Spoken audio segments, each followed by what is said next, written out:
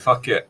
What's the worst that could happen if I just press live right now, guys, and then they see us just mingling amongst each other? I just wanted you guys to know that my PIN number is oh shoot! No! We're live now. You can't say it now. The meaning to life is we're live. Okay. No. Hello, everyone. How are you all doing? Or should I do my usual intro? Good morning, good afternoon, and good evening, wherever you are in the world. My name is Regan Ali, and welcome to the round table for the next hour or so, or hour and a half, depending on what everyone's doing. We've got two wonderful guests here. Mikey, can you introduce yourself for those who do not know you? Hi, whole other side of the world. I'm Mikey Famine. I'm in Chicago. I am one of the founders of the Bin Podcast Network, where we talk politics and we review political ads and clips. But we've been around since Trump first got here, and it's been a long and treacherous ride. We've got like 500 something episodes for you guys to check out and multiple shows throughout the week. So if you're looking for some American viewpoints on things, by all means, hit subscribe. Very nice. Wow. So you've been putting up with Trump pretty much ever since Trump's arrival. Oh, my deepest condolences. What a decade it has been. That's all right. We have our Nigel Farage and we had Boris Johnson. They were fun times, weren't they, Lee? Yeah. I thought you were gonna compare me to Nigel Farage then. No. Nigel Farage. Lee, do you want to introduce yourself for those who don't know you? Yeah, so me and Regan used to do a podcast, but a live stream every week called The Snowflake Show. And for about over a year, wasn't it? And so I haven't really been doing much since then. I sort of left over a year ago, I think, and I haven't really been doing much since then in terms of online stuff, but I kind of try and keep on top of things. So I think it's been more than a year, to be fair. I think it's like been like 2 years now. Well, I think it was after Christmas, wasn't it? After New Year, so. Yeah, so it's probably like 18 more than 18 you changed the name of the channel to Personals of Interest. Yeah, I meant to do something. I haven't done anything with it yet. So yeah, I'm literally just scrolling on there. Like the last live stream, like the last proper live stream we did, it was actually 1 year ago. It was a Happy New Year one as well. And so yeah, those were the days, guys. Yeah, for those who don't know as well. So obviously we'll talk about all sorts of politics and whatnot. So obviously one of the big stories obviously is Donny is in the UK, and God help us all. It's a state visit, but it's a very secluded one in comparison to his first state visit, because obviously the last time, you had the whole people out and all the whole theatricals. I mean, they still got the theatricals with this one, but it's all pretty much behind closed doors this time around. Because it's a good question. I mean, beautiful weather. You think Trump would love to meet the people, guys? I mean, I would have thought they would love to meet the people, but I don't. I mean, what could possible reason could they be keeping Trump from the wonderful eyes of the British public? I mean, might have something to do with. I was going to say it might have something to do with I don't know, led by donkeys with a projection on Windsor Castle a few nights ago. I was about to say maybe there's a bunch of you rapscallions running around with projectors embarrassing him. The hotel windows. Yeah. It's not to do with him having a stroke or anything, is it? I know. Everybody forgot about that. With the allegedly, I don't know whether he actually has or not. He seems to be drooping on one side of his face, so that's what it looked like to me. Mm-hmm. Yeah, I'm pretty confident. He disappeared for quite a few days, didn't he? 6 days, I think it was. Yeah. Where he just completely they got him pumped up full of saline and all the amphetamines you could imagine right now. So he's running at tip-top shape. Never mind the veins in his legs that are collapsing from all the injections. That's why he's got cankles, you see. They bring all the drugs over, and then every morning they brought all the drugs over with him, and then in the morning they just pump it all up in him. You learned it from Elon. You just keep a drug mule, and you just bring him along with you everywhere, and then he carries all the stuff that you have to eat every day. He's like Mr. Burns, isn't he? Just kind of like he's pretty much dead, but they just pump him through full of drugs every day, and just to keep him alive. Yeah. You think he's gonna kick? Do you think he's gonna kick the can? I don't know. It's quite a scary thought, actually. Even if he misses his medicine, probably. I generally actually think like. And what do you guys honestly think? Do you think Donald Trump will make it to the end of his term? I don't know if he will. I honestly don't know. I think he will.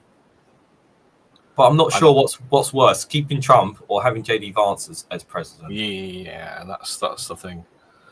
I don't know.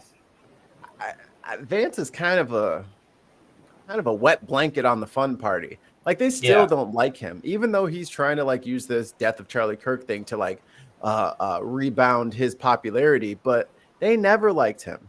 And I got bad news for him. When it comes to the general, if there are elections, when it comes to the general, his wife is still Indian, dude. They are racist, brother. Ask what's his face? Vivek Ramaswamy. Anybody heard from him? How about Nikki Haley? Anybody heard from him? They don't do brown people. They're doing racism right now. Not inclusive racism, just racism. So I think his chances are already unless he divorces his wife. If he divorces his wife, he's going to win. Yeah. And gets a blonde lady, he'll win. Like if he marries Sarah Palin or something, he'll win. There's a thought, isn't it? God, JD Vance and Sarah Palin. Wow, what a combination. They'd be a power couple, and these idiots would just be drooling like, I can't believe how godly they are. They'd just be enthralled. It's their wet dream. Or Marjorie Taylor Greene. If he married Marjorie Taylor Greene, there you go. No. I don't want to see that. Popped out like 6 more kids. Named them all Trump. Yeah. Like it's like her and Nadine Dorris. Like Nadine Dorris is like the British. It's the British version of her, isn't she? Yeah, kind of. Yeah. But she's defected from the Conservatives to Reform as well, hasn't she? Last week. So yeah, she did. Yeah, they're all leaving the ship like rats leaving a sinking ship. They're all jumping to Reform. Yeah, it's on the Ben's broadcast just a few minutes ago. I just replayed for everybody because I have like a weird ADHD spectrum type brain, so I remember stuff. And we played her campaign ad that she has removed from her YouTube channel, where she was auctioning off a Barrett 50 cal sniper rifle. Jesus. Because sometimes you want to hunt the Covenant. Or the alien, the xenomorphs from Alien. Sometimes you just hunt those, and you need a bear. I actually, when you showed that, I actually just on the background, I went and just had a look at a video, and I didn't actually, and I saw someone shoot it with a silencer on, and it was still loud, and I was like, bloody hell, that's dangerous. Like you talk about that, like that's like what it did was just, oh my god. Thinking when they set those records, like those 3 mile, like confirmed kill records, whatever. That's what they're using, and like those guys will aim at like almost like a 35, 40 degree angle and hit people miles away. But she thinks that's a great thing to have as a giveaway. To get some raffle tickets for the campaign. You know what I mean? Like, yeah, you can put it up on your. It's just like, get this free. Specifically, I'll even sign it for you as well. Which is barbaric. Well, that's what you do. Just get it signed. Get it signed on there as well. That the culpability is right there on the rifle. That would be actually very convenient. I wish like as soon as you get done stamping the cult or whatever seal on it, just sign your name on it so that when that weapon's used in a crime, we know exactly who to blame. Yeah. Oh wait, the court's already decided that the gun manufacturers are not responsible for their product. No. Terrible tragedy that another child has another school shooting. Terrible tragedy. What are you gonna do? They say our deepest condolences. By the way, it's nothing to do with us. It's all to do with the person holding the gun. Thoughts and prayers. And that's it.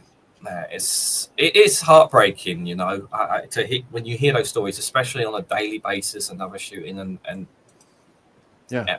I just like what? How does? I guess a question for you, Mikey, is like, how do you feel about guns in general? I'm a gun owner. Yeah.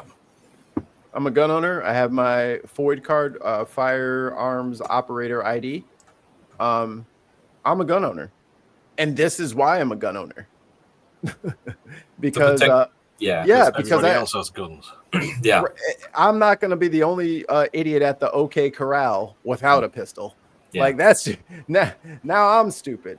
I would never, go out and act illegally.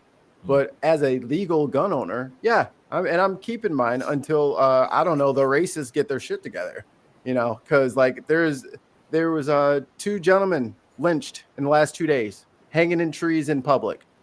Jeez, where was that? In St. Louis and in somewhere in Tennessee. Jeez. No, where's the news coverage? Social media, like, you know what I'm saying? Like individual people saying this happened and it's not getting like, that's the only way we can get to this.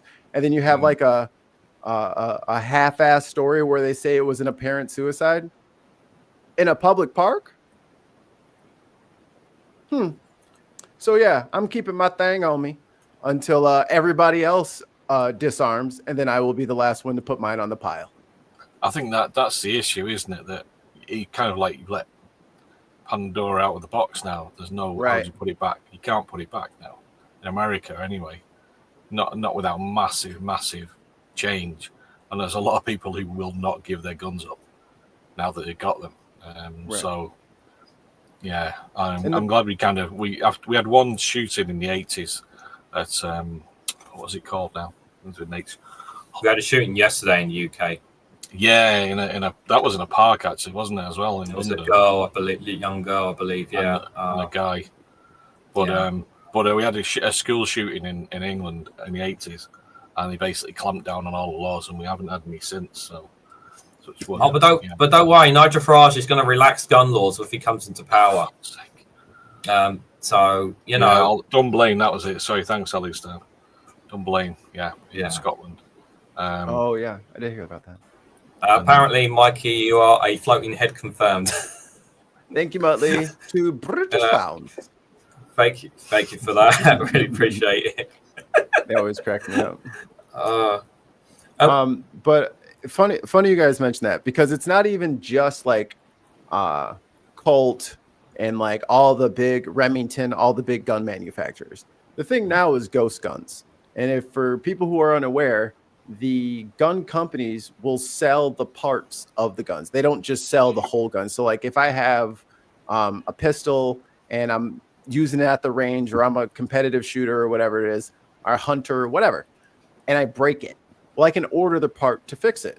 So what people have done is they order the parts and then they make their own handle. So they're getting the trigger assembly and the barrel, and then 3D printing the rest of it.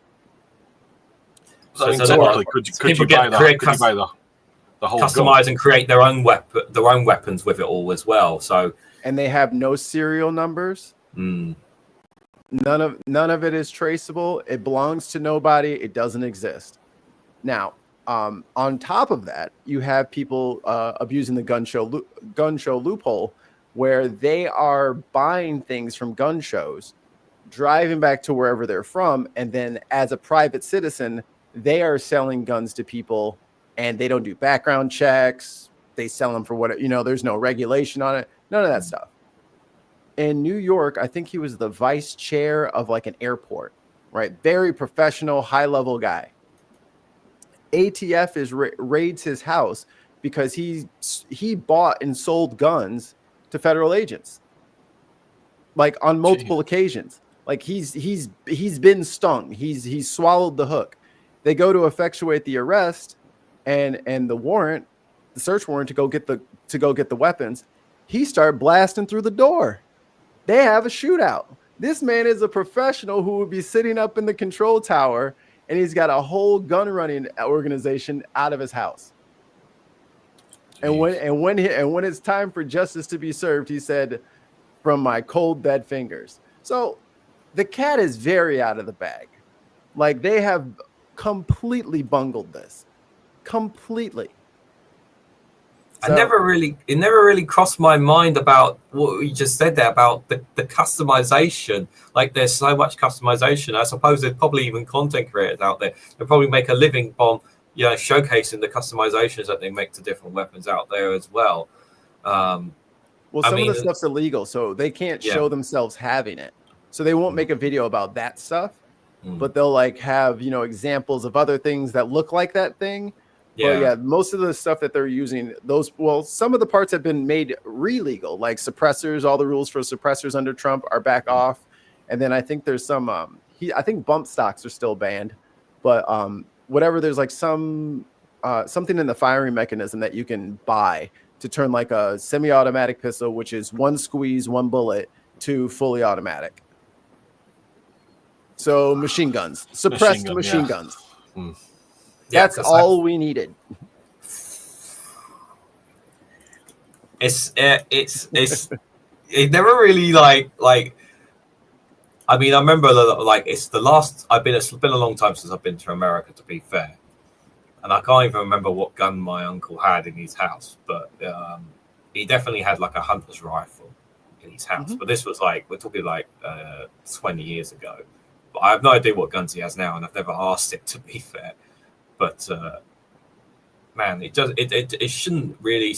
I mean, I guess considering what you're saying, it shouldn't really surprise me that everyone has guns because everyone's got to protect each other, really. So you can't really blame citizens for carrying guns because it's part of your rights to bear arms, but also it's normalized. It's not something that you can just, as you said, can't take out of the bag. I don't know if there'd ever be. I don't think you'll ever not have guns because I can't see people be willing to give it up, even if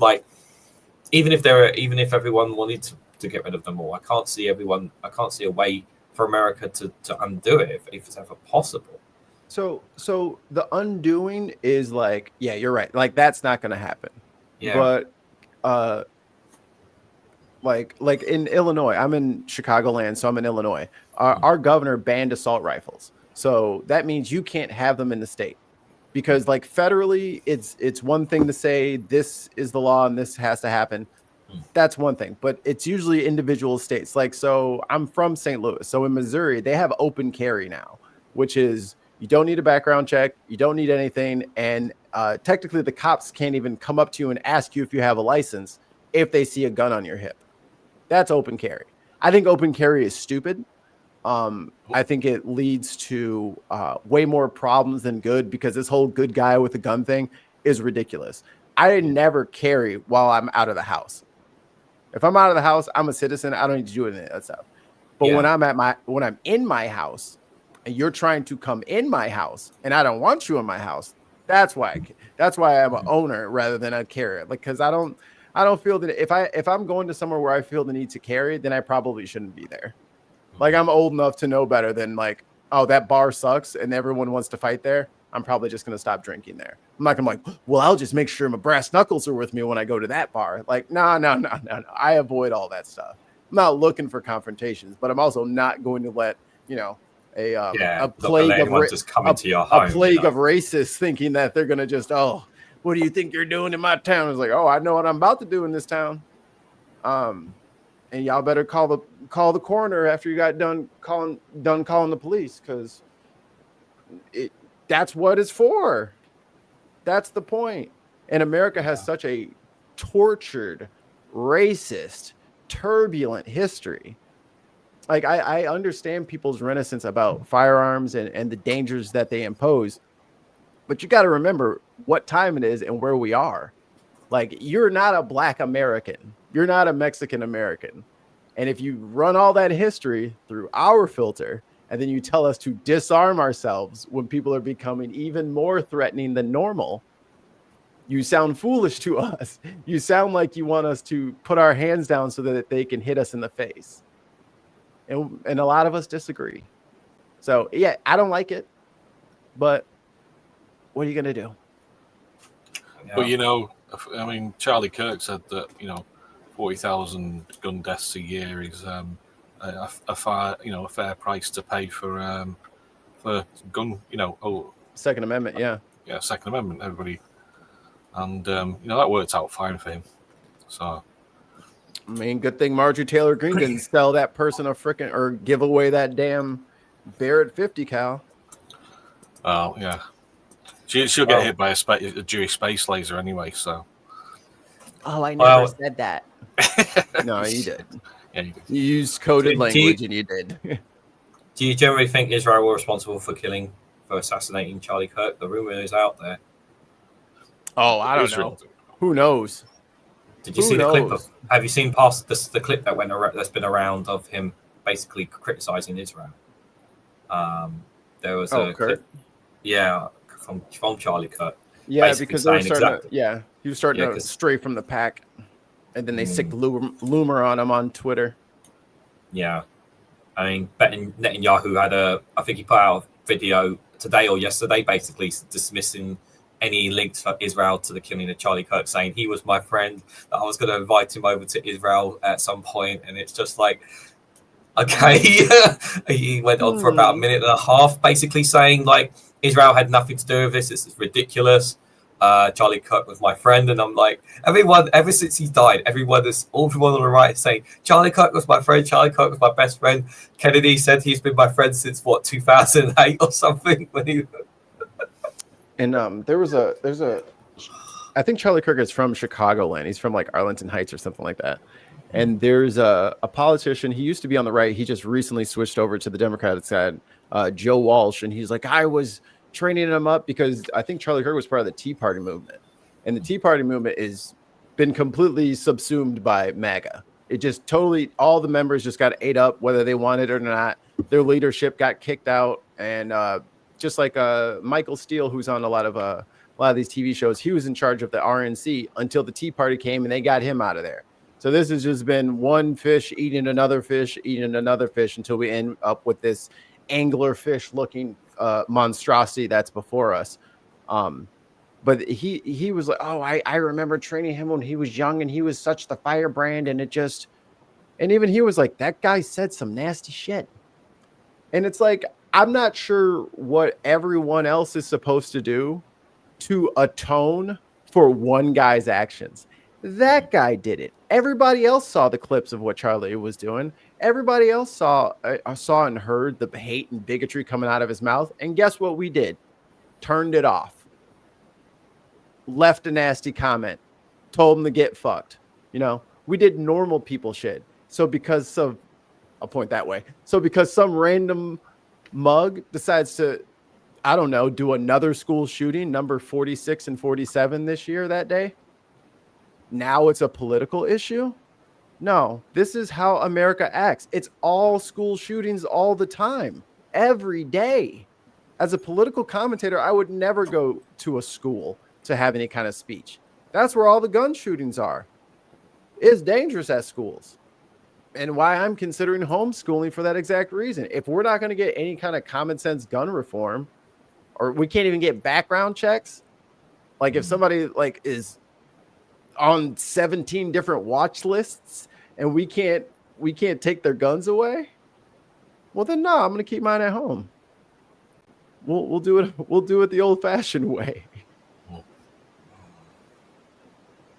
Well, but yeah, not great.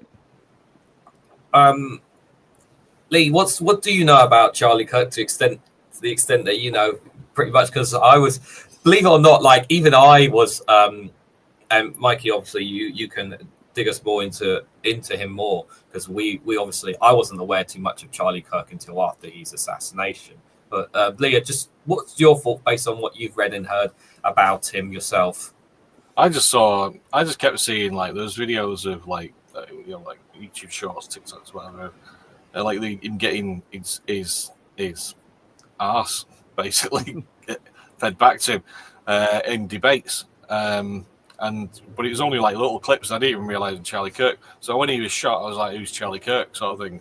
So it was only afterwards of sort of seeing him that I realized who he was. So I wasn't really aware of him. I know there's been a big push. There's a big push a couple of times to Turning Point UK, but it didn't never seem to get anywhere. No, it never seemed to get anywhere over here. It didn't really.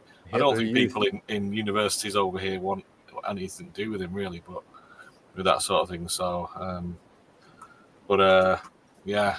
So I don't really, honestly, didn't have much, know much about him. It's only what I've seen afterwards. Oh. I mean, and it's not like the TikTok and the shorts and all this stuff. That's a symptom of modernity. There's long 3-4 hour streams of him debating with people and all that stuff. Everything is dead naming and hate speech, and like they can go watch it. And I got people in my family talking about my brother in Christ. I'm like, who brother and who Christ? Because I need to know which side of the fence you on real quick. I don't know what Bible you had, but ain't nothing in the Bible I read that supports anything he was doing. It was just eugenics and white supremacy. Yeah, I'm not. I don't. I feel for his kids. I feel less sympathy for his wife because she chose him, and she's, by the sounds of it, she's got similar political views. She's taking full advantage of it for political reasons. Oh yeah.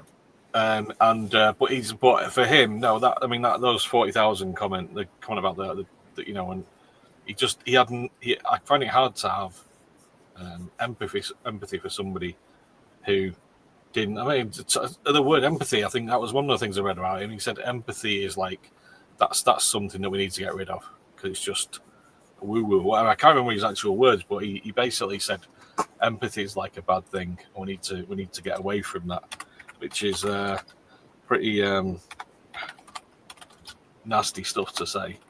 But yeah, he's not. Didn't exactly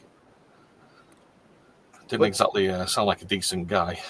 But the propaganda is that he was the sweetest, nicest dude ever, and it's just unfathomable that these weird people would just.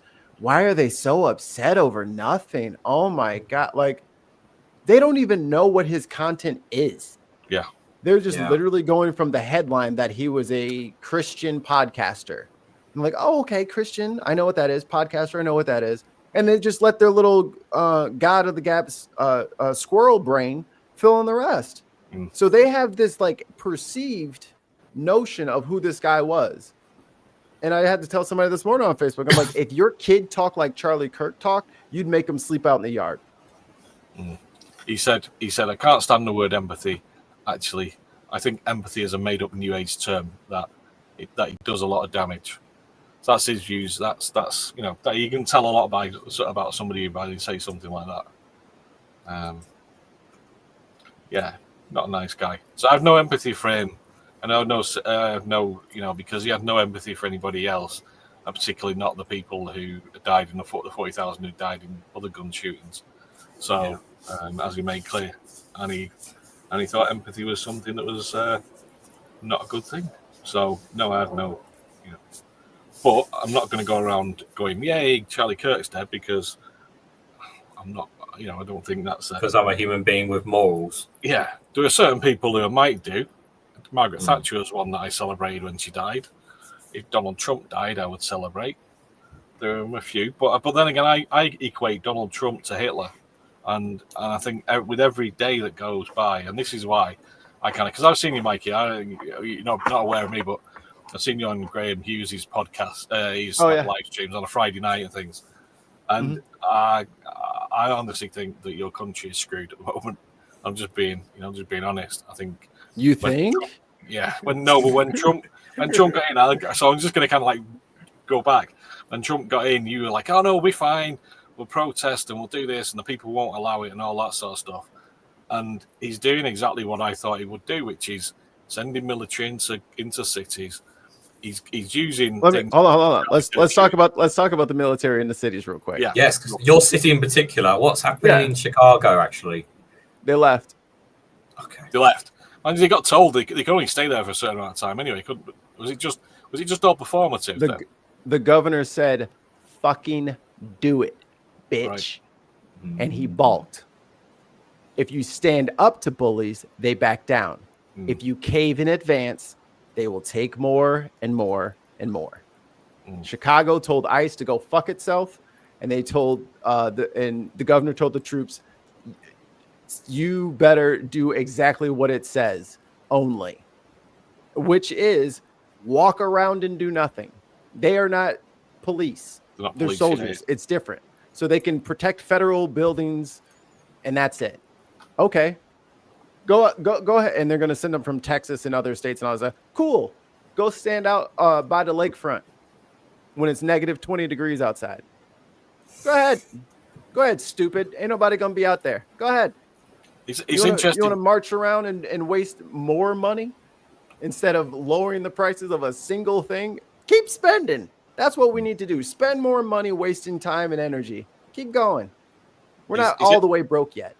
It's interesting you say you said about like standing up to bullies, because you look at what the TV networks, what's happening with them. Weaklings. They're not there. Cowards. Yeah. Absolute cowards. Yeah. I can't believe. Thank you. Thanks, Tim. I was just going to say, like, it's like, I mean, Trump literally like went after everyone, and it's all down to money, which is I think it's really just it's all down to money why so many businesses have bowed, because there's a lot of you know better than we do, Mikey, that I think there's quite a few companies doing mergers and whatnot, and obviously they need approvals to do them.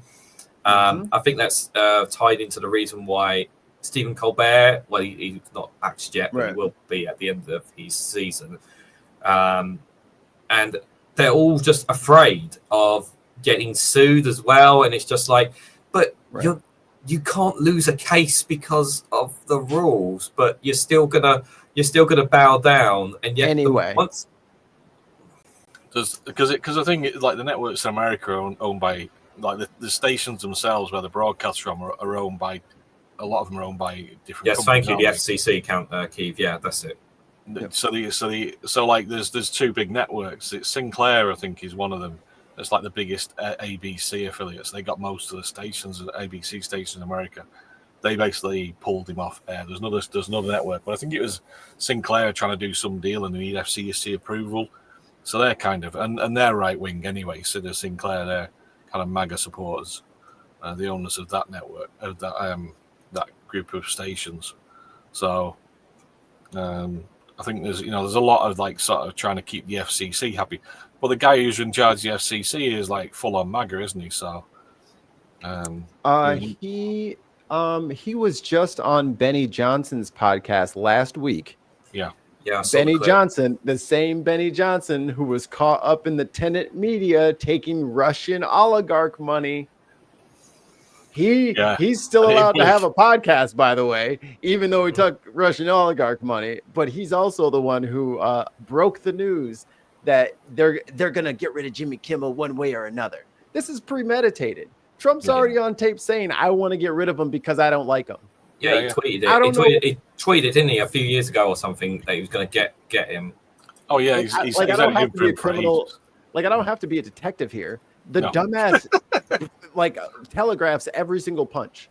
Like, I don't have to be Muhammad Ali over here. Like, this is obvious.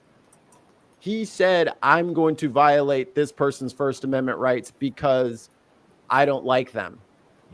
Cool. Y'all heard it, right? Everybody heard it. And then what happened after? Nothing. He said naughty things about me. He's naughty. I'm going to get him or take him off air. That was it, basically. Because this is what bullies do. Yeah. I don't know what the next stage is, because you've got like kind of Kevin's there saying Seth Meyers and Fallon, and you've got all these. They're on the firing line. And yeah. The way they should do it. I mean, there's a comparison here between Gary Lineker in the UK. Yeah. I don't know if you know who Gary Lineker is, Mikey. You might not have heard of him. So in football, world football, not the football you have in America. Soccer. I know. I'm not saying that. So, footy. Yeah, footy. Yeah. So, Gary Lineker, you guys made the word soccer too. I know. Right? I know. It's just for clarity. It's like you made the fucking imperial system, stopped using it after we made all of our rulers, and then got mad at us that we didn't throw all the rulers that we just made in the garbage. Because you made the gallon smaller. That was why.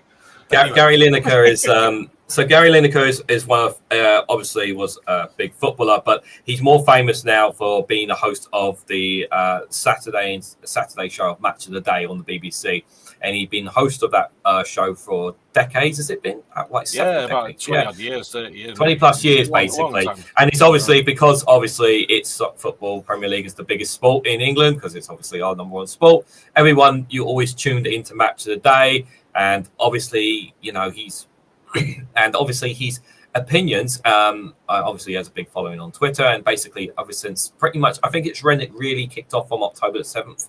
Obviously, what happened in Gaza, and pretty much he's very woke, I suppose. He took a refugee in because people said, if you love refugees so much, why don't you take one in? So he did. Yeah, from Ukraine, wasn't it? Yeah, during the Ukraine war, and he took one in. Did he take an Afghanistan? I thought he took an Afghan refugee in. So I think it was during the Ukraine war kicked off there. But anyway, basically the BBC. BBC weren't happy that Gary Lineker was kind of expressing his. There was a particular thing, wasn't it? It was about Zion or something. He said on after about the Israel and what they were doing in Gaza. He made some comment about that. Yeah, and it all kicked off. And the right wing press over here really, because most of the press over here is owned by billionaires, overseas billionaires, obviously, like the Murdochs and people like that, and they now, hate if you remember, Lee, I also warned you guys that this would be hitting your shores in less than a year, and if you check the calendar, your boy don't miss. Okay, like I also warned. Yeah. Well, anyway, so he what happened was they basically pulled him off air for the Saturday night, the following Saturday show, and literally all the cameramen, all the reporters, all the commentators on the games, all basically said, if he's not on, we're not doing it. That's right. And that's what it needs. It needs like all the the staff at ABC who support Jimmy Kimmel, all the people who make shows for ABC, even other networks should literally say, we're not covering it. We're down in tools until you reinstate him, because that's the only way you can actually make them sit up and do anything. Because once you take that money away from them, that potential revenue, and it didn't say he wasn't unionized or anything like that. It literally just they all got together and they all said we're not being on, and it took him off 1 week. They had to do the show with no commentary. It was like a 5-minute show of highlights that everybody hated and nobody watched. He was back. Everybody was back the next week. So it works. If you do that, your boycott is one of the greatest things, one of the powers that the public and even staff, anybody has got, is like a strike or a boycott. Unions. Join a union. Well, yeah, but you don't. This wasn't even in your union. It was just spontaneous things. We're not doing it unless you put him back in there. And that's what where's it's the going to Screen take. Actors Guild? Yeah, well, they've kind of gone, oh, this is terrible, but they haven't really done much. Shut it down. Yeah. Y'all ain't getting you're not getting your Christmas time movies. Shut it down. Yeah. No, there's no entertainment. If there's no free speech, then you don't get entertainment. There's no CNN. Concerts. I do my concerts in Canada and Mexico from now on. Well, ABC is owned. Who owns ABC? Is it Disney? Yeah. Disney owns Disney. Yeah. Yes, ABC. So you got ESPN as well. Mm-hmm. All that. Shut it all down. Yeah. Shut it all down. No ESPN, no commentators on any of the shows. All the only commentators left are the ones who are MAGA right wingers. That's how far they get with that. If that's what they want so bad, you guys want to be the only voices to be heard. You want the piece of chalk and you want to teach the class? Go ahead. Look how your economy's doing. Go ahead. Mm-hmm. Look how our national security is doing. Go ahead and get it out of your system. Because then eventually, you know what they're going to say? Some common sense gun laws. I think it's time. I think it makes sense. And, universal health care, I think it just makes sense. Yeah, you're going to come to the same conclusions because the Republicans are only good at saying no. They have no idea how to govern. And that's the problem with conservatism all over the earth right now. All of these right wingers, they don't understand that governing is shit. It sucks. You got to get screamed at by everybody. You got to fucking be the middleman and negotiate all these deals from all these different groups of people inside your state, county, country, whatever. And you got to be the one that everybody's mad at in the moment, and then 10 years later they say, you know what, they were actually right about that. We probably should have given so-and-so more credit. That's the unthinking job of the bureaucracy, is to do what's right, even though everybody's mad at you for making them do it. You have to not care. And if you can't figure that kind of shit out, and you just think, well, I'm in power, so that means I can change the rules so that I win. Bet. Change all the rules so that you win. And then when that little experiment is over, where is the rest of the country? Because like they're like the $4 trillion that they're trying to cut from the budget to fund these tax cuts. Okay, let's say you get your tax cuts. What happens in 4 years from now? Everybody is mass unemployment, people losing their farms and all this stuff. You've gotten what you've wanted. You've kept your low taxes, but now the largest consumer base on the earth, which is the 300 adult Americans who have lots of money to spend, and we buy everything. We spend tons of cash. Now they don't have any money. Those 100 people have the money. So now what's the next step of your plan? Because you can't make any more money. Sell it and run away? Where are you going to go? To what end do you want to disrupt? What will you receive for this disruption? Nothing that you want. Well, I don't think they see it that way. They just see more money. You know, it's like, you know, we know they've known since more than 50 years that the outcomers are known now about that climate change was happening because of fossil fuels. They didn't think, we better kind of maybe diversify and find some other way of making money. No, it's just like, let's just get as much money as we can. As soon as we can. And then it doesn't matter not thinking about what state the Earth's going to be in at that point, or what, how anybody's going to live. How does it get people to buy the fuel in like you say, if there's nobody with any money, who's going to buy your stuff anyway? What are they going to do? Go to a nice restaurant? Let's look at one restaurant. You need napkins, so that needs a napkin factory. You got flatware, so you need somewhere to like everything inside that building depends on a completely independent societal structure to facilitate the existence of that place. If you start cutting out the workers who pick the crops and the people who build the buildings and the union work that's doing the steel stuff, what will you eat? What will you have? It's like this idea. Trump wants it all made in America. He wants everything by Americans. He wants everything by America for America. And I can't get to work. I can't afford gas. How will I work in your place when I'm hungry and I can't get gas to go to work? He doesn't want America buying stuff from Vietnam or from Asia, from all these other countries. No, he wants everything. He wants Brazil. He wants manufacturing to come back to America. And I'm like, there's a tiny bit of logic to this, but there's a massive flaw in this that is going to cost a shit ton of money. It's a true Trumpism, because he takes a real problem and then his solution is to make the problem 50 times worse. But to say it really loud as if it is good. Yeah. Like, let's say you wanted to bring everything back. Yeah. But let's say you did want to bring everything back. Why wouldn't you start building factories?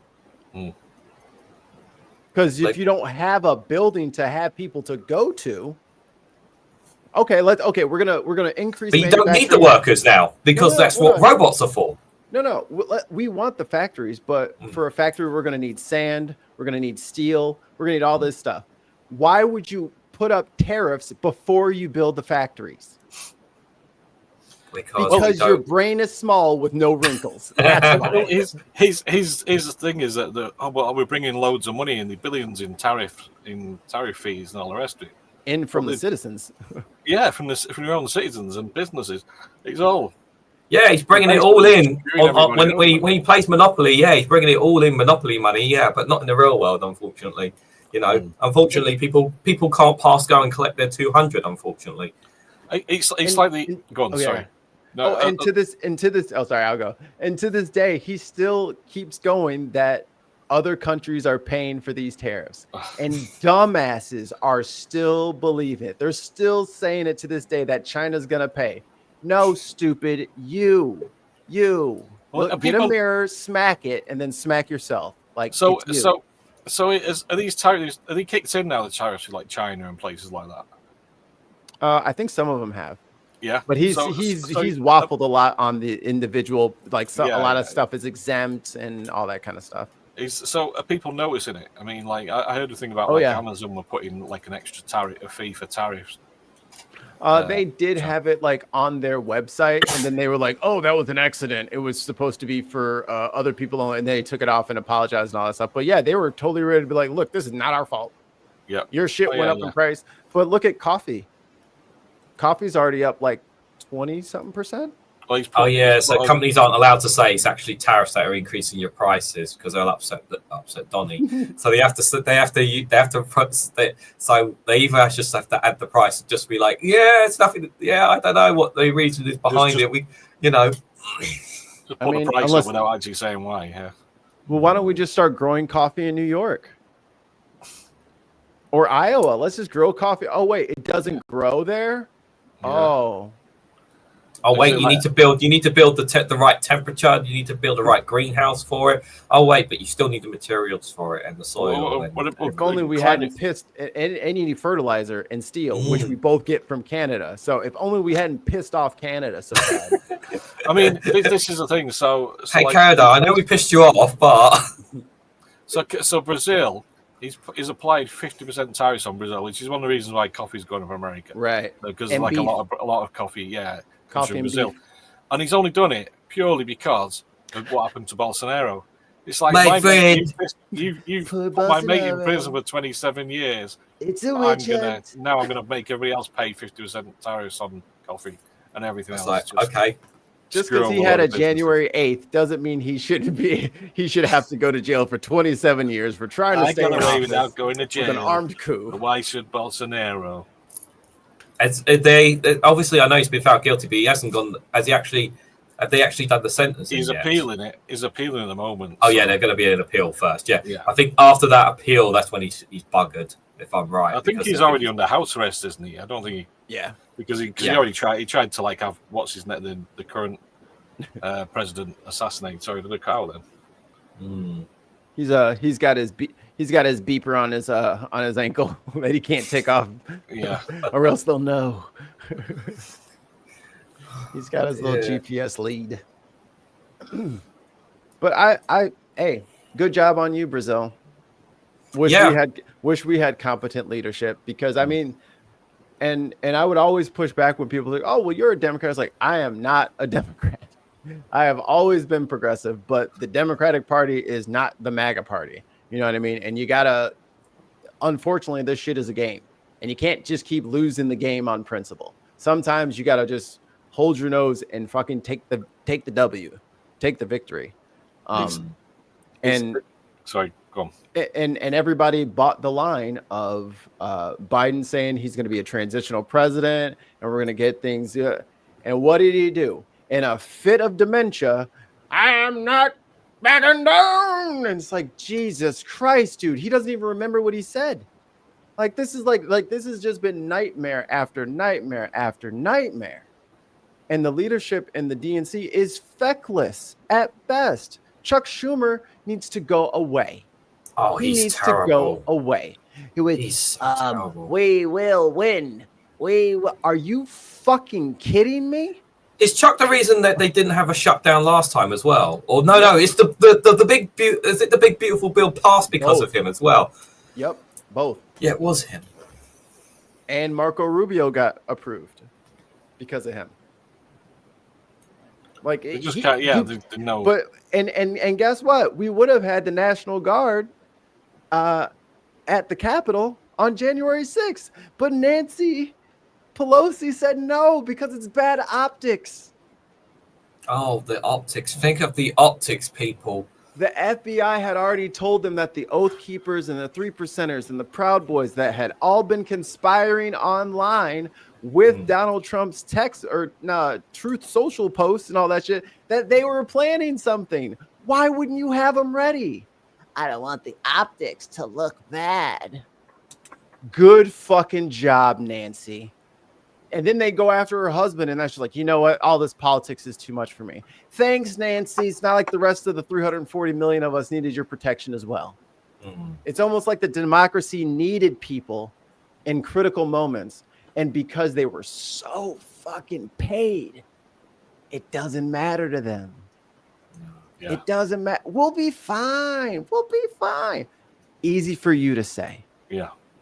I mean, I think that's the issue with the Democratic Party. What I can see is, and to extend Labour at the moment, is that they're in the pockets of the lobby groups. There was Helena No Justice. She showed that she had a video not too long ago, and she showed this graph, and it showed like how voters' perspectives have changed over the last decade or so, and it showed that like wealthier, like people who voted Conservative switched to Labour because the Labour Party were doing and saying things similar to what the Conservatives were doing. Lots of business corporations that obviously were donating and whatnot to the Conservative Party, you know, and obviously they started doing this to Labour long before the election, long before the general election. So the warning signs were already there. Even though that they were saying lots of good policies, they had lots of good policies. They were saying a lot of the right things. I could see, like from articles like Open Democracy, Byline Times, and some of the background ones who are keeping an eye on things. They're saying something's not right about this Labour Party, something's fishy, and the purging of the left in most of the left outside the Labour Party as well. When Keir Starmer took over, the warning signs were fucking there, and the reality is in the UK. The main reason Labour got into power, and I'm not gonna, I really don't give a like anybody who says it's because they were the most popular party. No, the main fucking reason people voted Labour is because they wanted the Tories gone. 14 fucking years of hell that people went through, because of them, and they were prepared to vote whoever just to get rid of them, and that's why they fucking won. That's why they won votes in fucking Scotland of all places. Not because they wanted Labour in Scotland, but they thought voting Labour would be the best chance of keeping the Conservatives out. Even in bloody Scotland, where Labour aren't exactly well loved up there either. Yep. But you got to win the game. If you want to stay in the game, you have to win. And the easiest, like some of the most popular candidate, like Bernie or an AOC. Yeah. And Zoran Mamdani, like these and even Barack, guy. The DNC won't support him. I know.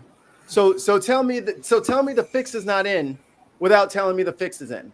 This guy is like dynamic. He's personable. He's handsome. He's articulate. He's all the things that you would want in a young politician. Exactly. What is the goddamn deal?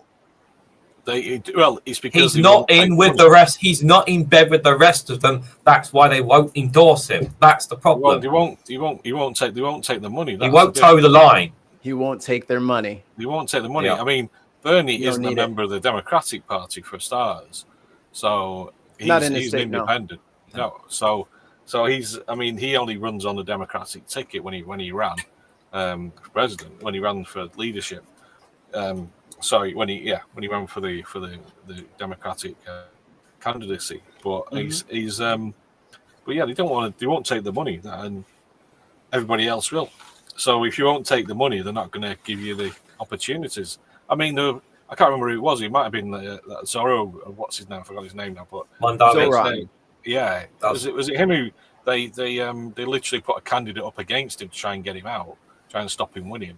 I don't know. There's But Cuomo got it.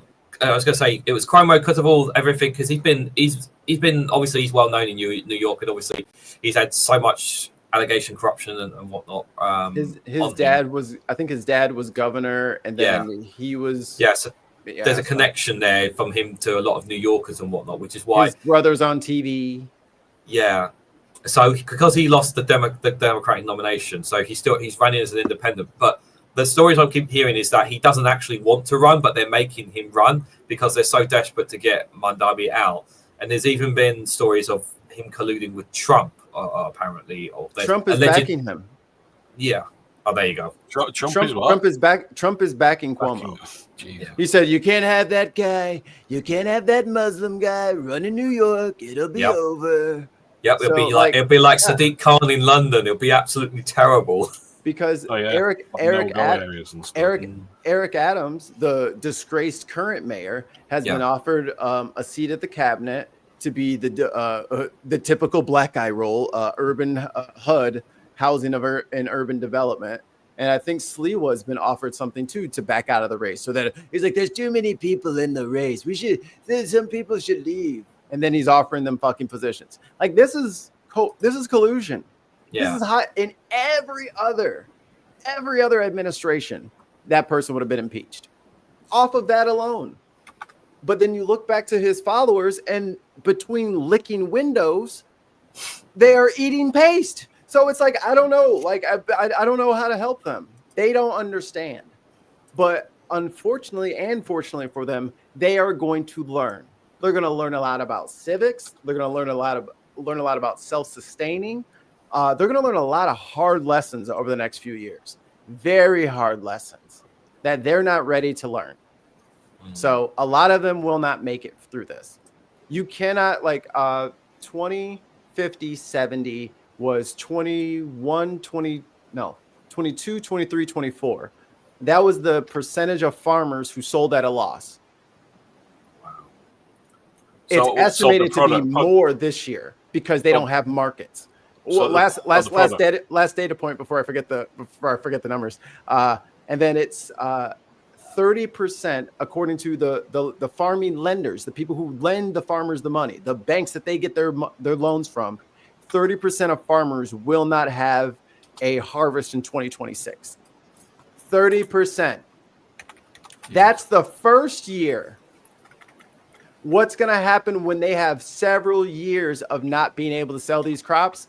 They're going to lose those farms. And here comes Elon's South Africans to take all of your farms that you can no longer afford. Tariffs are going to go away. And there you go. Presto changeo. We're done. Yep.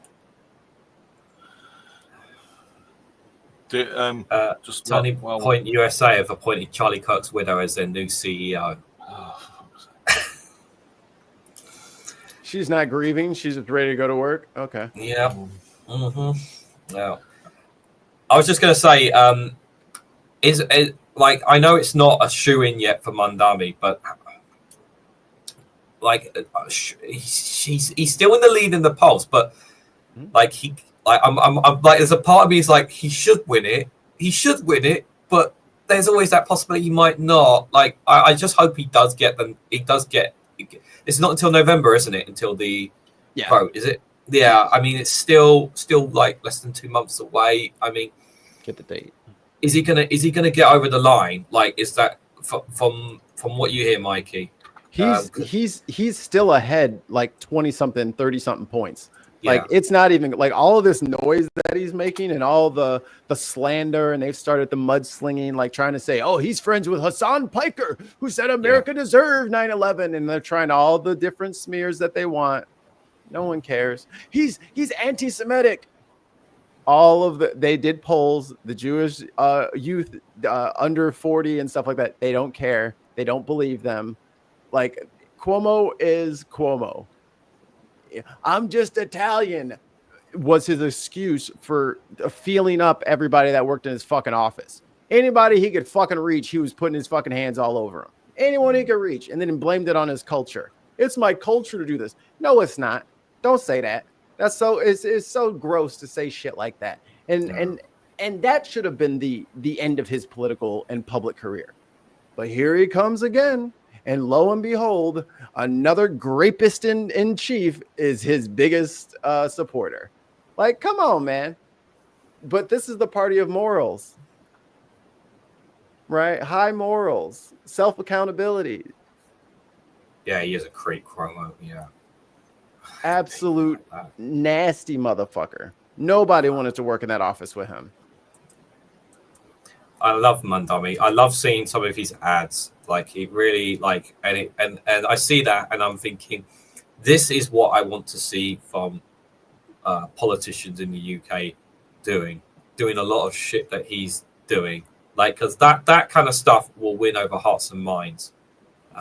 And he's saying the right things, and he's also like, I also like the way that he's charismatic, and he can be funny in some of them as well, which is something that a lot of these old washed politicians don't do. They put humor into some of it as well, because you want to make it interesting, not just boring, and that's what he does. He makes it fun, his ads.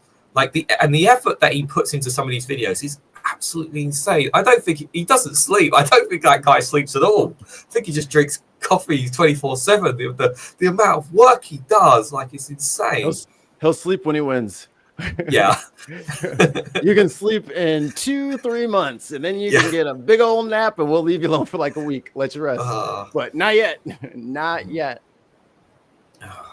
When are the next elections in America? Then have they got like local elections? Or? Local elections will vary. I mean, like if someone dies and they have to have a special election or something like that. That kind of stuff happens all the time. But November 4th is when they're going to be voting for New York mayor. Right. And I don't know that they can mess this one. Like, you know what I mean? I don't think you can't see it happening. It's not possible. It's New York. You know what I'm saying? We're not talking about Austin. We're not talking about Austin, Texas. Mm. You know what I mean? Getting Cuomo, who is a Republican at this point, because a lot of these corporate Democrats are the Republicans of like the early aughts and late 90s. Like, there is no difference between like a John McCain and like a Chuck Schumer. Like, their politics are identical at this point. Identical. And then for all of the rest of us normal people who are objective and can read a history book without collapsing into tears that white people did crimes and no child should see this, like most of us who are based in a reality that is in line with the timeline that everyone else experiences, ain't no motherfucking way. Like, bro, that's not New York City. He's saying the buses are going to be free. And and I'm freezing the rent. Yeah. He can't lose. I don't care if you are a Green Party fanatic. That motherfucker said free buses, and they can't jack my rent up another $300 like they did last year. Oh shit! Like, that's right there. Like, that's the kind of shit I want to hear. Here, like, just like free buses. Free buses. Now I can get to work and save money at the same fucking time. And the buses will go faster because they don't have to wait in between all this time for everybody getting their ticket and getting their cash, and this person doesn't know how to do it. Dude, just get on the bus. We got to go. Yeah. Just get on the fucking bus. We got to go. And it's like, what, like $40 million? We ain't got $40 million laying around to get rid of eight. Like, think of how uncongested the traffic's going to be when you don't have parked buses on the side for 90 seconds to stop. When they just get on, it's 10 seconds. Hey, what's up? Have a seat. Hey, what's up? Have a seat. Oh, you're homeless? It's all right. You can sit on the bus with us. It's fine. Yeah. And it's safer for the bus drivers because they don't have to deal with all these aggressive people mad that they don't have the fare. And they're saying, and they're, let's avoid that altogether. Just get on the bus. And they're not having to carry the cash. So there's not the risk of being attacked for the money. Right. Yeah. And having to implement all these cards, and you got to have a card station, all this. Just get rid of it. Just on buses, what do you think of Andy Burnham and this talk of, because he basically brought the buses in my area, in Manchester, and he brought all the buses back under control of the local government. The Tories under Thatcher did away with that in the late 80s and made it all privatised, and it's completely screwed up the buses in the UK. Not in London though, because they were kept under. For some reason, they were kept under the same control. They might be in Scotland. It's probably too many of them. Well, it's like how can you exert authority on us when we have all the buses? Like, you have 8% of our buses, so we'll make our own rules. Thank you very much. Well, London's always been a special case because it's London. Yeah. Well, anyway, so he brought it under control, but that's one of the many things he's done in Manchester. He's limited the bus fares. I think they're cheaper than most of the country in terms of you're limited to how much you can spend in a day. I think it's £5 in a day on buses, no matter where you go. You can buy a ticket and you ride for 2 hours and you don't pay any more for the journey that you're on. So you have to pay for every bus, which you used to have to do. Even for like in kids, is like I think it's £1 each way.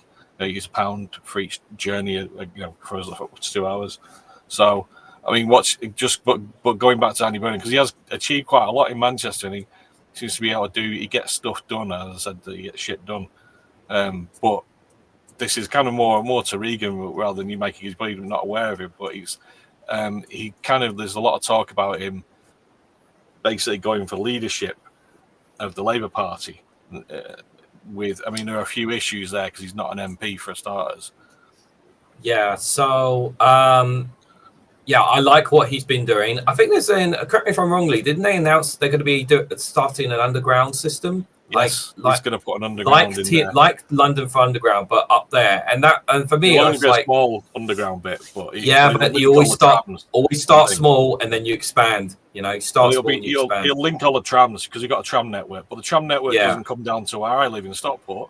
But this behind me, on this picture here, behind me, wherever, this cool. Bus station is brand new. And it's actually designed, the trams it's built with trams in mind. Is that the little path that goes around? No, that's the park. They actually built a park above the bus station. It's pretty cool, actually. Because I could see you can go down in there. I was like, look at that. They call it the Giant's toilet because it looks like a toilet from above. Y'all are rude. The shape of it. Just because it's an oval doesn't make it a toilet. Typical Stockport. Yeah, let's make a giant toilet. Make a toilet in the town centre. But anyway. The bus they're going to expand the trams down to here and other places, and all that sort of stuff, and link it all then with an underground under the city centre because the trams are congested in the city centre, so are the trains, and there's all these other issues. So. This is obviously this is someone coming from who lives just inside the M25 in London. Just for those who don't know me that well, I've never been to Manchester, and believe it or not, I'm going to be going to Manchester in December. Hopefully, me and Lee will meet up for the first time. Just plugging that for no reason. I've always said that one of my biggest gripes is that London gets fucking everything and no one gets absolutely nothing. Yes. And I'm not afraid to say it. I've been fortunate enough to go to many places in and around the UK, and I can see it. I can see the lack of investment in comparison to London, and it's fucking stupid. I really want to see more investment up north in the Midlands. I want to see more investment down the southeast. There should be less money in the capital because there's more than enough fucking money. We don't need expansion of the tube and the tram network. Yes, we're always growing, but the priority should be other places because there's so many people in so many rural areas where they don't even have fucking buses to get from A to B in some places, which is absolutely like a bus run once a week. And it's just like, how the fuck are you supposed to get to work? You have to cycle 20 miles instead. Like, good luck with that, if you're fit enough, great, but not even that. But in terms of Andy Burnham, I really do think, I think his heart's in the right place. I do think he's a good guy. I think his politics is aligned with most of my thinking. But quite as left as you are. Not quite as far left as you are, but but the thing compared to Keir Starmer. But my as much as I would like to see him get a run in that, the problem is I just think because of what's happened, how Labour has transformed since Corbyn's exit, since Keir Starmer has come in, Blue Labour, and the changing of how Labour has the party has radicalised in a certain way, because it's no longer, it's not the party for unions anymore. It really is not. I can't see how. Yes, he has support within the party. That is true. Yeah. But he will not get the support he needs to get in a position to get to power. I can't see how he can get from where he is now into power. The issue is he needs to be an MP to be leader.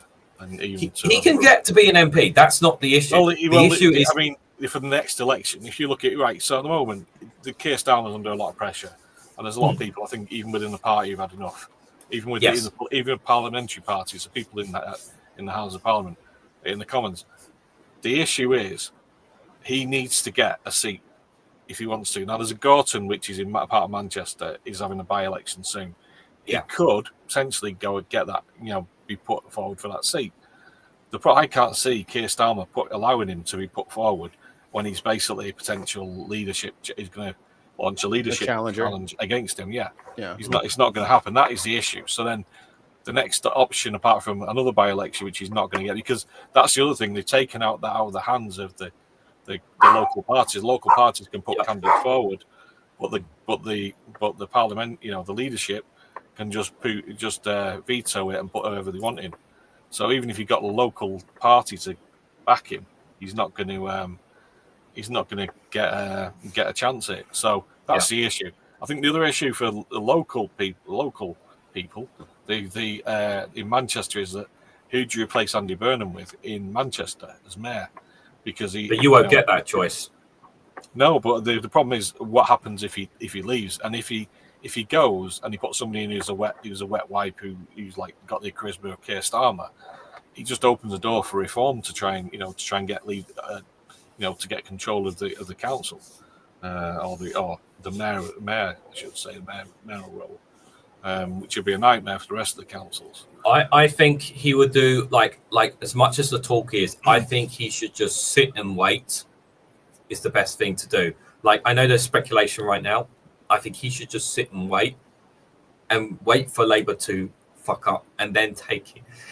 When Labour have fallen apart, that's when he should try and seize control. Well, that might be too late for the next election. Unfortunately, there's not. I can't see a point between now. At the moment, I'm very fearful we're going to have a hung parliament. I don't think we're going to have a reform in control at the next general election. I generally think we're going to have a hung parliament as of right now, because of our system. I don't live there, but can I make a suggestion for your prime minister, for your prime minister and the gentleman you just named? I forgot his name that quick. Andy Burnham. Burnham. Here's what you do. Do the work. Don't ask for fucking permission. Fix shit. Just go around fixing shit. Use your political fucking weight. Be a political bully and go into reform areas and fix shit. And say, "Hey, you're welcomes. I love you." And then you walk out. Don't even look at the explosion over your shoulder. You know what I mean? Be super cool about it. Walk in there, paint all the bus stations, do whatever, put your name on it, do whatever you got to do. Hi, baby. I was just talking about going in painting stuff. Yeah, any flags around your way? There's a flag down the road from me. It's just one England flag, luckily, on a lamppost. Right. But they haven't hung hundreds and hundreds of flags around my area, thank God. But there's one England flag, but that's about it. So we're not getting too many flag shaggers around my area, which is good. There are a few around here. So not on my street, but like down the road. Like, it's just one England flag, but mind you, though, I will say this because I've said this before. So up the road from where we are, there's actually a house that's always had an England flag outside their house, but they've had it out all the time. Like during the world, like for years, they've always had a big England flag banner on the front of their house, and nobody ever gave a shit. And now we've seen an extra England flag on the lamppost. Nobody in the area gives a shit. It's like, but obviously in different areas, people have different views on it. So where just are they just say, because at the bottom of the road there's shops in it on the corners. Most of them are owned by Asian people. Mainly Muslim, and suddenly we've got Union Jacks and England flags everywhere. And the one that really bugged me, and I don't know how I find it funny or I find it annoying actually, is there's a bunch of telecoms boxes, like the boxes you just get in the middle of the street. It's on a bit of grass, but they're painted grey, and somebody's drawn a big red cross on them. And it's like, it's not even the right fucking colour. Come on, get it right, man. Did you see the? I'm not carrying 2 buckets of paint. God damn it! Have you guys seen? No joke. Did you guys see the guy who painted the roundabout in the Denmark colours and not the England colours? Yeah, super. No, I kid you not. Because he thought, I'd be cool. You know what? Instead of doing the Euro traditional red cross and the white, why don't I do it the other way round? Yeah, mate, that's the flag of Denmark. Just painted on the roundabout. You fucking Wally. Damn, dude. He tried. It's different in the States, though, isn't it? Because the flag's everywhere in the States. Yeah. And like not so much anymore. Really? Yeah, I mean, because America has a weird kind of culture. I will get back to that, but I want to tag on the thing that you guys were saying before. Sorry, my wife came home. And apparently my voice was coming through the baby monitor, and she's like, I don't know what it's doing, but can you shut it up? So I was like broadcasting throughout the house. I don't know what I did. But there was another BBB, and it was Build Back Better. That was the plan for the left to be in charge for a good long time. The railroads need work. The bridges need work. And it was going to be union labor and training people and trade deals with Canada and all.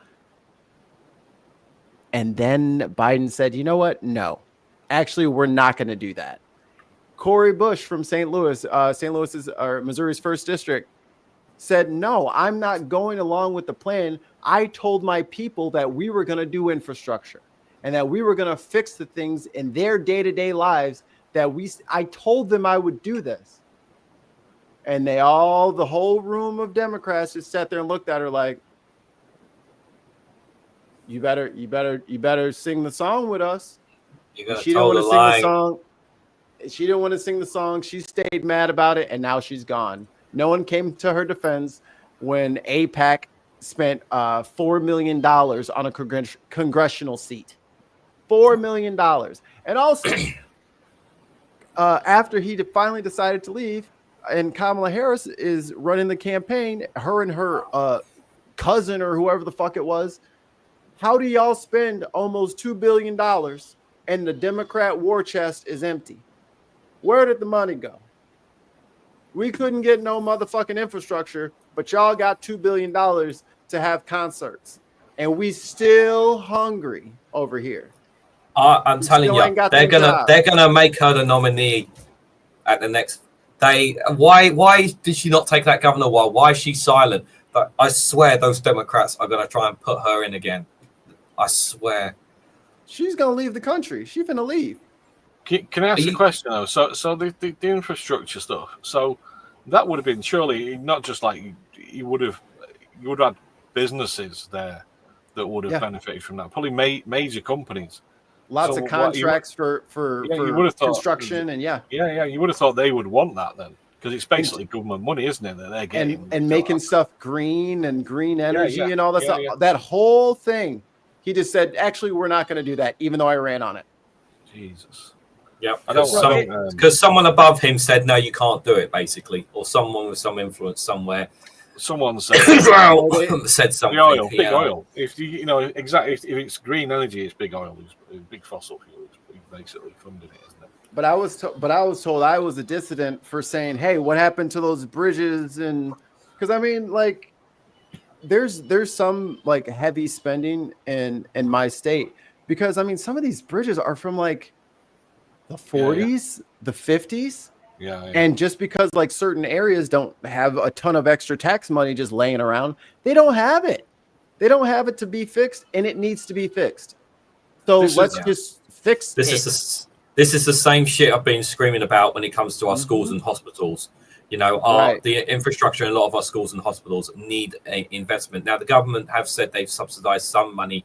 The Labour government have subsidized some money at the last budget to subsidize some of them, but it's nowhere near enough for them.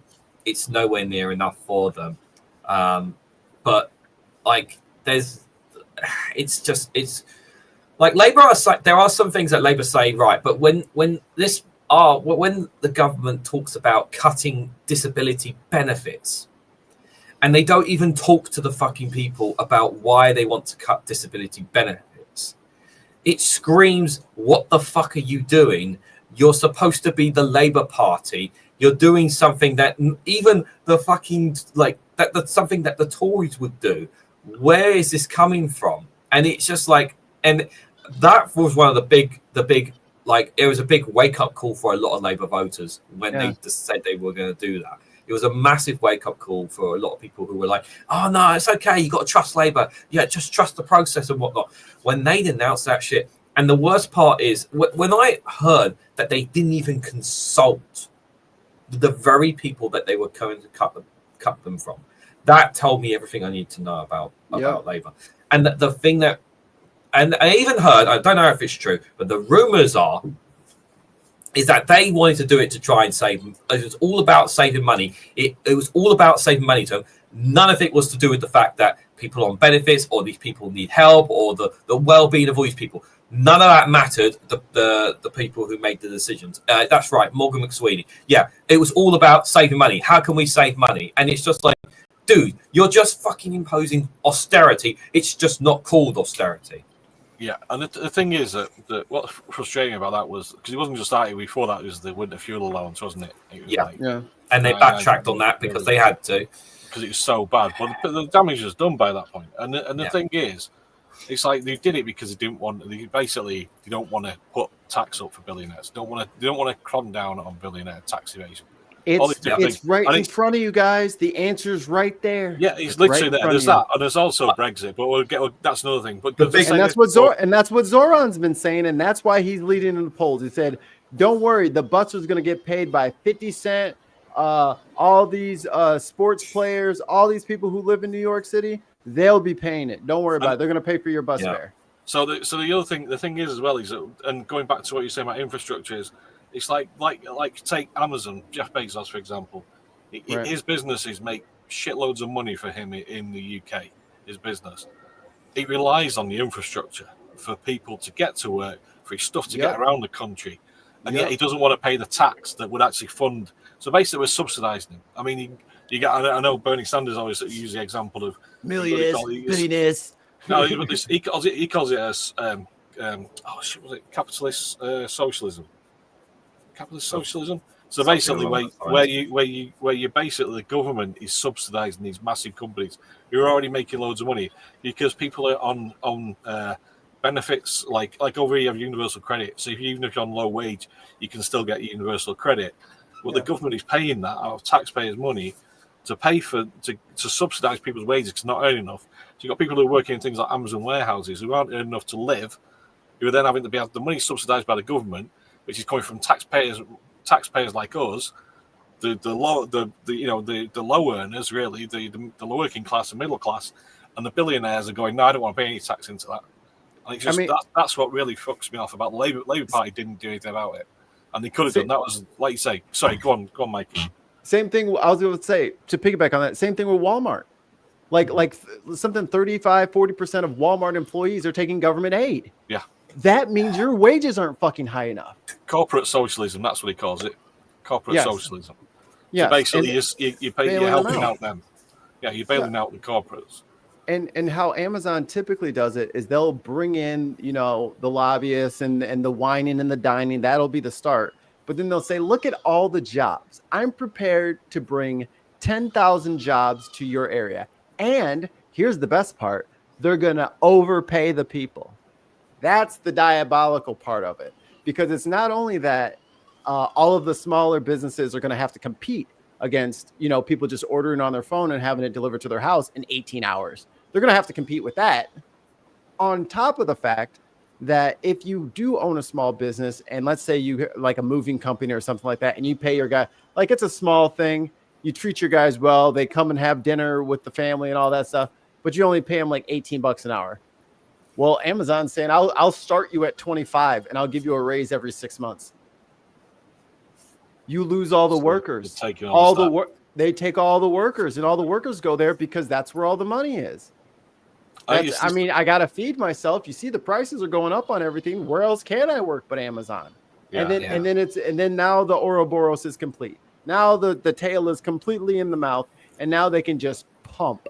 And they just pump all the money out of an area until the only thing there. And they wonder why so many local businesses that have been around for decades and decades in many places, not just the US, but UK and lots of other places. And they wonder why they've shot up, why they shut up shop. I remember there was one that, one not too far from where I lived, that been around for 50 plus years and survived COVID.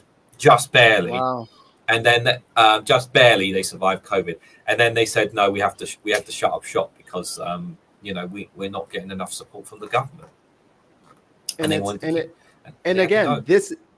This is why Republicans and people on the right cannot govern, because while they think that is a great business decision, it is not sustainable. So if you are putting forth ideas for a society and they are not sustainable, they are predatory. Who's the predator? Who's the prey? It's this persistent growth thing, isn't it? It's like the idea that you can constantly grow. Talking about growing the fucking economy. How about doing something about the cost of living crisis? At some point, there's a point where you can't grow anymore. You know, businesses will always reach that point where they can't grow anymore. They reach a limit. You know, but I mean, going back there, like Amazon. Like in local areas, like we had it around here, they want the government or the local council to subsidise them building an Amazon warehouse. They want tax cuts on, They tried it in New York. They tried that in New York, and AOC told them to kick rocks. I was like, okay, I think I like her. So I mean, so basically, and I mean, the big oil is a prime on that in the UK. We subsidise oil to some ridiculous amount. And a lot of them don't even pay, they don't want to pay tax on it. They offshore everything. So and we should take a leaf out of fucking Norway and tell all these fucking oil companies, hey, you're going to pay your fair share of tax to the British economy, whether you like it or fucking not. Well, the thing is, as well, is like that we sold, that just sold off all our oil on North Sea oil in the 80s. So we don't, even when it's our the government can take it back. It's our fucking sea. Well. Government can say no. You're giving it back to us. It's our fucking international waters. I meant to say this too earlier. NAFTA, the North American Free Trade Agreement, which allowed a lot of these American companies to offshore their companies to get that cheaper labor. Again, if you are constantly after profit, someone is prey, someone is predator, and if you keep making the people the prey over and over and over, what are you going to do then? You've overfished the pond, so now there's that. Now, you know what I mean? So now, what do you got? It's going to be a bunch of lichen, a bunch of fucking, a bunch of weeds and no animals, mosquitoes. That's what you're going to have in there. A big mosquito pond because the fish can't live there. One subject I wanted to touch on before we wrap up, guys, because we have reached an hour and a half. I wanted to touch on Zach Plansky a little bit because obviously since he became leader of the Green Party here in the Green Party of England and Wales here in the UK, he has been on fire, literally on podcasts. He's been on interviews. He's been out and about. He's been saying a lot of the right things. I think he has the potential to be the left of Nigel Farage. Like that's how. Like I know it's too early to say such a thing, but I think he has that potential. Mikey, how much do you know about Zach Plansky from what you've heard of him? Do you know anything of all of them? No. So he's he really has. So since he's become leader, I know the Green Party is still very small, but he's the Green Party leader. Yes, he's been really making a lot of traction. He's been getting a lot of attention because he's just saying all the right things. Lee, I'll let you dive in a bit because I want to get your thoughts on Zach Plansky, what your thoughts on him. Now, yes, and he does have a podcast as well. He's doing once a week since he became leader as well, which is also another reason, another thing that he's like trying to dive into the youth vote. I mean, I think it was last week he was in Clacton, where Nigel Farage is. Yeah, he was in Clacton talking to people. Like he didn't like. Why did he need to go there? It's a reform area. Well, he wants to talk to people who he disagrees with. And you touched. I think Mikey, you touched on it before about like going into. I think you touched on it before about people going into areas where you're going to have people who disagree with you and whatnot. Like. That's the kind of shit that I want to see from politicians who are like, I know I'm going to be talking to people who are going to verbally disagree with me, but you know what? I'm going to go in there and talk to them anyway. I'm going to tell them what my policies. Yeah, I'm going to tell them what my policies are. Like this is the kind of shit. Like just him doing that says to me, you know what? If he's not afraid to go in, like to go to Clacton of all fucking places where most people are not going to have half a brain about reforming Nigel Farage, like. think of what this guy can do if he can gain the same kind of traction as Nigel Farage and Reform. Think of what influence he can do. But Lee, I'll let you speak. What do you honestly think of Zach Polanski? What you've heard of so far from him? Yeah, so I mean, he's what the first thing is he's kind of pushing the Green Party to the left, isn't he? Yeah. He's filling that space that the Labour's moved out of.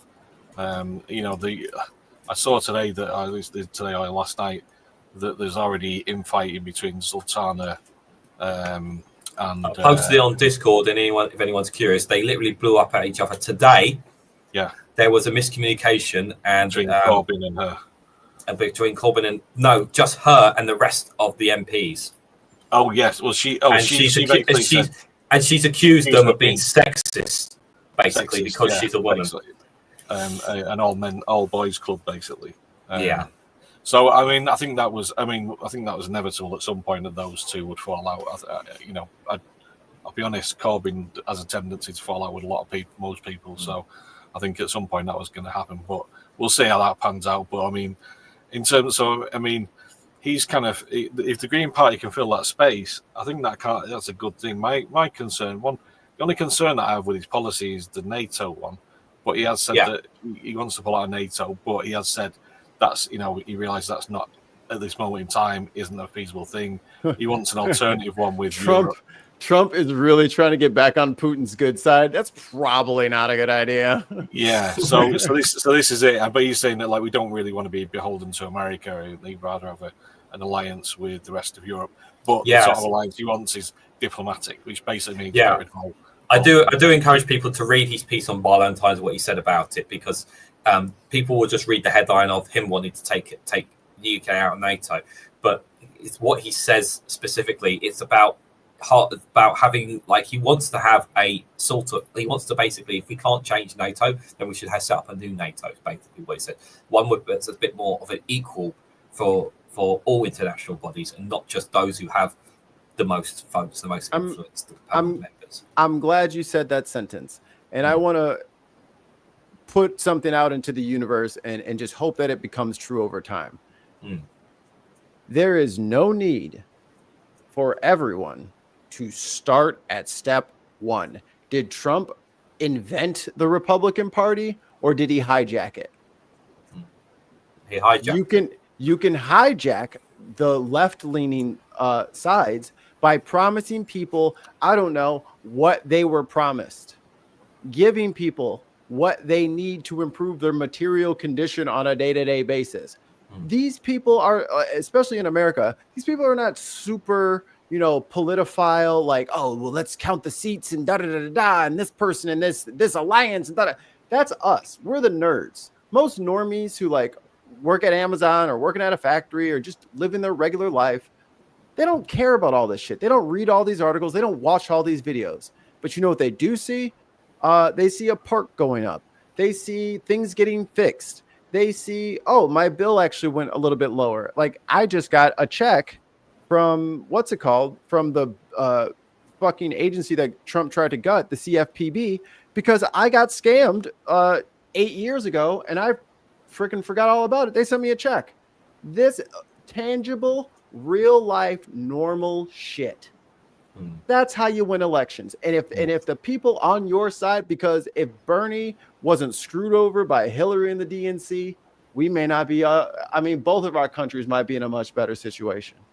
Because when you promise the people normal, regular shit and not the world on a platter, and that's why I really hope people in office or running for office get out of that pie in the sky bullshit. Find one thing.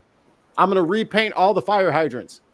Okay, if that's all you do and that's all you said you would do, I can't be mad at the job you did. But when you promise, I'm going to restore this and the pride and the feeling of patriotism and the this and the this and all of these fluffy ass words, when you collect billions of pounds of tax, billions of pounds of revenue, and what the fuck do we have to show for it? Because if I'm giving Regan the money from the podcast today and say, hey man, I need you to put it in the bank. And then Regan says, I got you, man. Don't worry about it. And then we check that bank account and it only goes up $1 at a time. This is why people vote for Trump and believe the lies. This is why people get in their feelings and start blaming others, because there's no work being done. So you can't, if you're not ready to lead, if you're not ready to actually get shit done and build shit and fix shit and improve the material condition of your constituents, then get the fuck out of the way. Because millennials are sick of this shit. We had a normal life until we turned about 10. And then everything has been shit since then. And we're about sick of your dog shit. Get it together. Lee, just before you jump in, I just want to make a clarification because I'm so used on all my rants.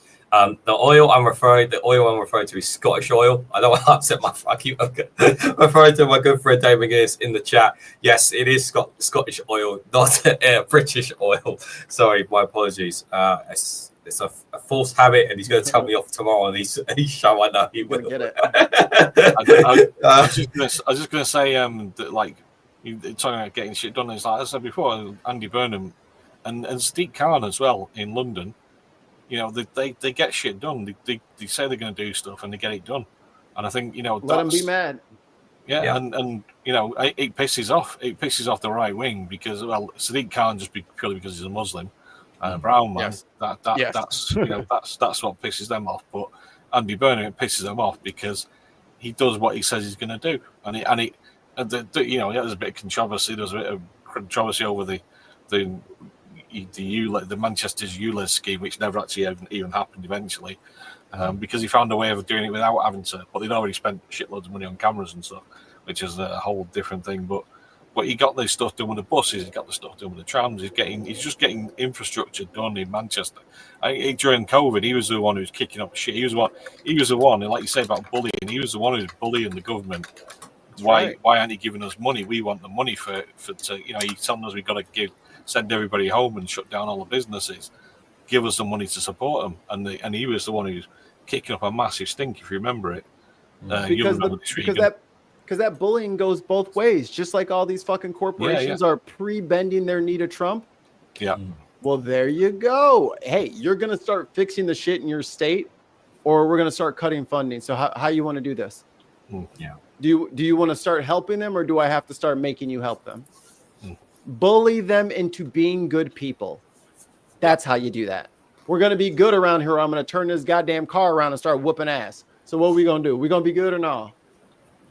And on that note, I think we're going to wrap things up, guys. Mikey, first of all, pleasure to have you on. And I think Alistair Keir asked in the chat, did they want us to do another one? And a lot of people said yes. So I think the three of us are going to have another round table at some point in the future. Oh, no. Oh, that would be so terrible, wouldn't it? Oh, man.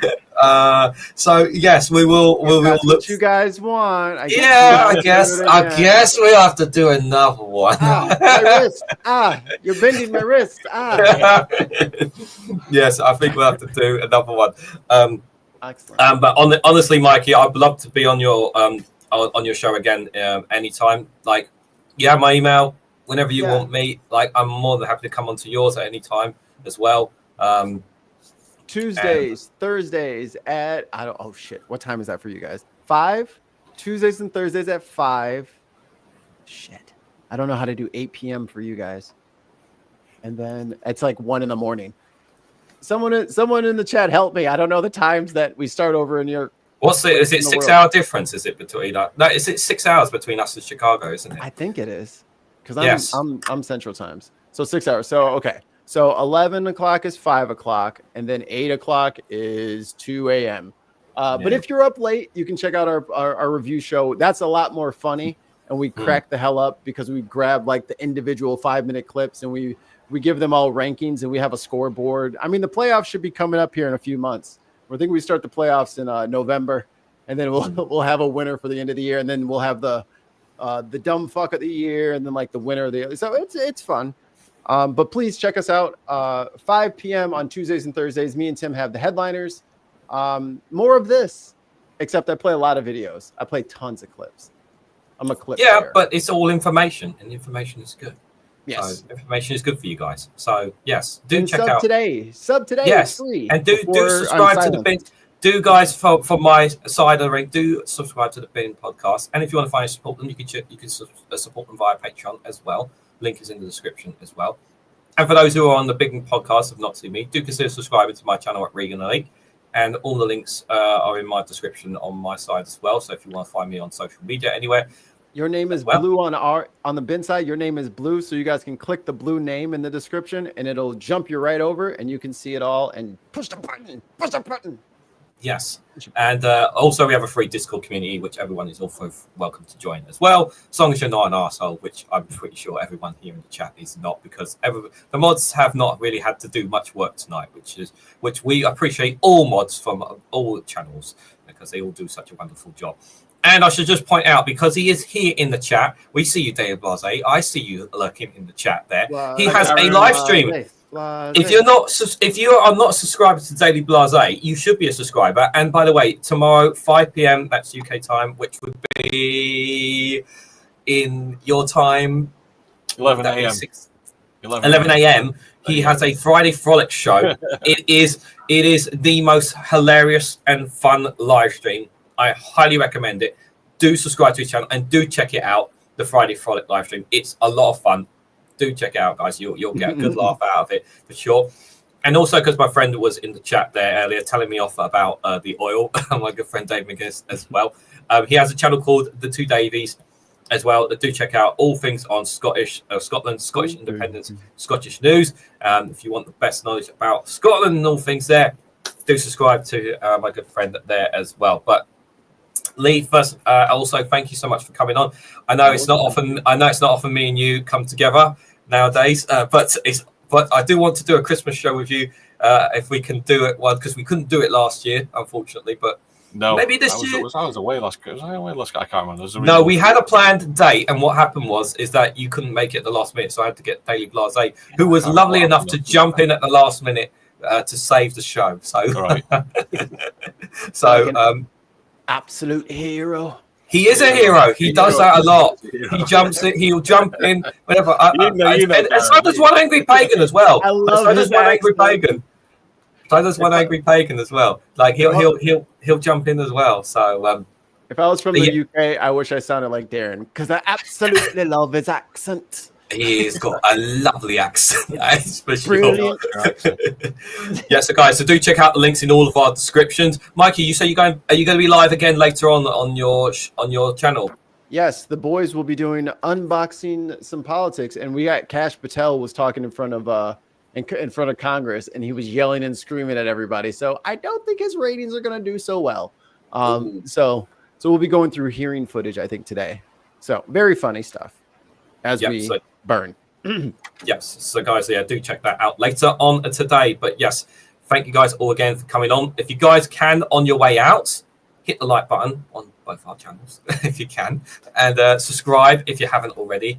And if you can, share them across social media, all that good stuff, because that does improve the algorithm for both our channels as well. It is greatly appreciated.